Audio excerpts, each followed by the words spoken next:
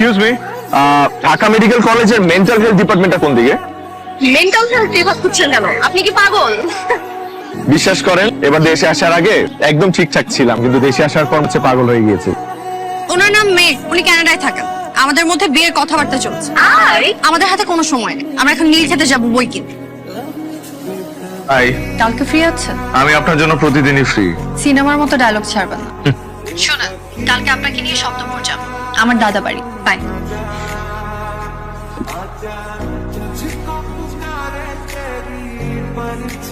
ওনারা হচ্ছে আমার চাচা চাচা। এই বাবা কি